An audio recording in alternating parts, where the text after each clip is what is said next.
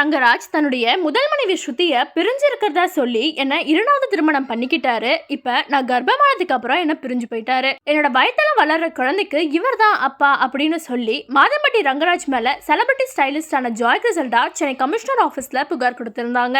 ஆனா ஜாய் கிரிசல்டா மாதம்பட்டி ரங்கராஜ் மேல கொடுத்த புகாரின் அடிப்படையில எந்த நடவடிக்கையும் எடுக்கல அப்படின்னு வருத்தப்பட்டு ஒரு பிரஸ் மீட்ல பேசியிருப்பாங்க. இதனால அவங்க வழக்கு தொடர்பா மகளிர் ஆணையத்திலையும் மேல்முறையீடு பண்ணியிருந்தாங்க. இதனால மகளிர் ஆணையமும் வழக்கு தொடர்பா விசாரிக்க மாதம்பட்டி ரங்கராஜன் நேர்ல ஆஜராக சொல்லி சமன் அனுப்பி இருந்தாங்க.